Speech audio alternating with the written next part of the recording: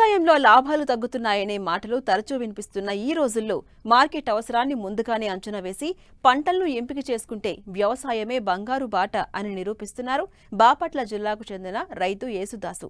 ఒకసారి పందిరి వేస్తే ఏళ్ల తరబడి ఉపయోగపడేలా, ఒకసారి నాటితే 3 ఏళ్ల పాటు దిగుబడినిచ్చే దొండ సాగుతో మంచి ఆదాయాన్ని ఆర్జిస్తున్నారు. తక్కువ నిర్వహణతో అధిక లాభాలను అందిస్తున్న ఈ సాగులో రైతు అనుభవాలను ఇప్పుడు చూద్దాం.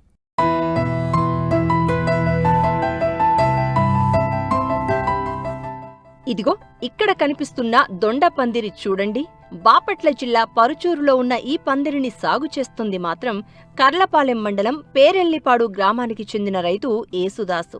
అందరిలాగా మూస ధోరణిలో కాకుండా ఏడాది పొడవునా డిమాండ్ ఉండే కూరగాయలను సాగు చేయడమే ఆయన విజయ రహస్యం. మార్కెట్ పరిస్థితులను గమనిస్తూ వినియోగదారుల అవసరాలకు అనుగుణంగా పంటలను ఎంపిక చేసుకుని మంచి లాభాలు పొందుతున్నారు.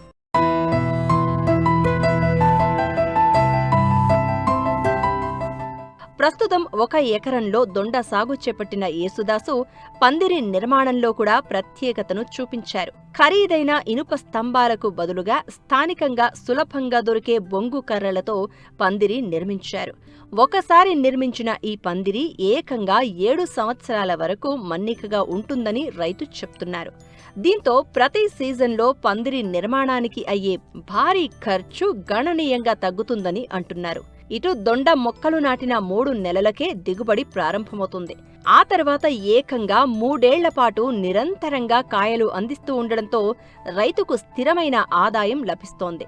వారం నుంచి 10 రోజులకు ఒకసారి కోత కోస్తూ తాజా కాయలను సమీప మార్కెట్లకు తరలిస్తున్నారు. ఓవరాల్గా 3 లక్షలు గట్టిగా ఇద్దండి పండేలోపు పంట మన చేతికి వచ్చేసరికి. ఈ గుజరాత్ నుంచి తెప్పించే దుంపలు 25 రూపాయలు పడుతుంది డెలివరీ మనకి ఇక్కడికి. ఎకరానికి వచ్చి 1200 దుంప పట్టింది.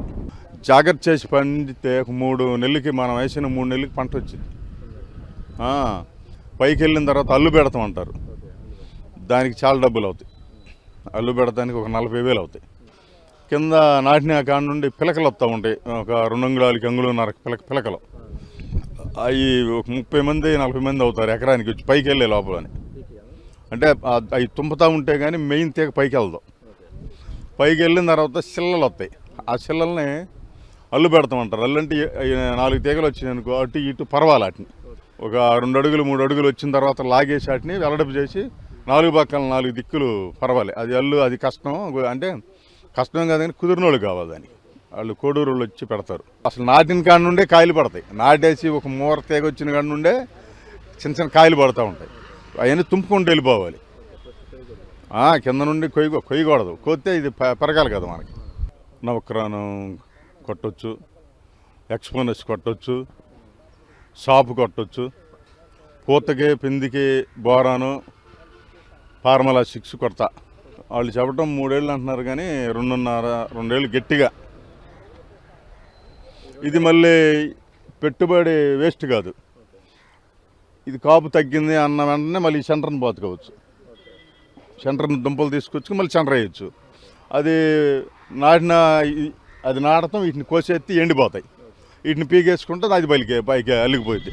చుట్టుపక్కల ప్రాంతాల మార్కెట్లో వ్యాపారులకు నేరుగా విక్రయిస్తున్న యేసుదాసు మధ్యవర్తులపై ఆధారపడకుండా మెరుగైన ధరలు పొందుతున్నారు. ఇతర పంటలతో పోలిస్తే దొండ సాగులో ఖర్చుకు తగినట్లే కాకుండా ఆశించిన దానికంటే ఎక్కువ లాభాలు వస్తున్నాయని ఆనందం వ్యక్తం చేస్తున్నారు. ఎకరానికి బాగా పండితే 10 రోజులకు వచ్చి ఒక 40 బస్తాలు కోయచ్చండి. అంటే 20 క్వింటాలు కోయచ్చు. 10 రోజులకి 20 క్వింటాలు కోయచ్చు. మొదట్లో కేజీ 30 రూపాయలకి అమ్మాము. ఈ మధ్యకాలంలో 20 రూపాయలకి అమ్ముతున్నాం. నిన్న నుంచి 40 రూపాయలు. నిన్న నుంచి 40 రూపాయలు అయితే ఈ చేలోకి పోతే 2 టిక్కీల కన్నా రాట్లా.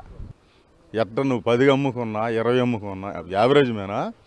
నాకు తెలిసి 1 ఎకరం దొండ పందిరి అయితే 10 లక్షలు పక్కకు వస్తాయి. ఏదేమైనా దొండ పందిరి వలన నష్టపోయే ఛాన్స్ అనేది లేదు. అన్ని పైర్లు వేసి నష్టపోయి చివరికి దొండ పందిరి అయితే బాగుంటారు. ఎక్కువ కాకపోతే మన స్తోమత పొందిన 1 అరెకరం వేసుకున్నా హ్యాపీగా భార్య భర్తలు కోసుకునే మార్కెట్ ఎక్కడ పోసి కూర్చుని అమ్ముకున్నా కానీ ఒక చీరాల మార్కెట్కి వేస్తా, మాట్లూరు వేస్తా, కోడూరు వేస్తా, చిలకలూరుపేట వేస్తా. వీళ్ళందరూ నెంబర్లు ఉండే ఆలకోటి రూపాయి వేస్తా ఉంటా. అది నాకు బాగానే తెగుతున్నాయి. ఇది అపరిమితమైన కాపు అండి. ఆ కాకు కాయ ఉంటుంది. దీనికి మంచి విలువైన మందులు కొట్టాలి. ఏదో దండలని పిచ్చి పిచ్చి కొక్కులని బొక్కులని తక్కువ రకాలు కొట్టకూడదు. మంచి విలువైన మందు దీనికి ఏముండదండి, పచ్చపురుగు పడిద్ది, సున్నితంగా ఉండిద్దిగా, పచ్చపురుగు పడిద్ది. పురుగు పడకుండా కాపాడుకుని బలం వేసుకుంటా, నీళ్ళు పెట్టుకుంటా, పై మందులు కొట్టుకుంటూ ఉంటే దొండబందరు అసలు కొయ్యలేము, దారాడిపోయిద్ది. అసలు ఇంట్రెస్టింగ్ ఉంటుంది. దాంట్లో పందిట్లోకి వెళ్ళి ఆ కాయలు వేలాడుతూ ఉంటా ఇంకా అసలు వెళ్ళాలనిపించదు ఎవరికైనా. అది వెయ్యాలే కానీ టమాటా ఒకటను ఇది ఒకటే అసలు దాంట్లోకి వెళ్తే రాబుద్ది కాదు. ఈ వరి, కంది, పత్తి అనేది ఇదొక వర్షం. కానీ దొండబందిరి ఖర్చుతో కూడిన పని, డబ్బులు మాత్రం వస్తాయి.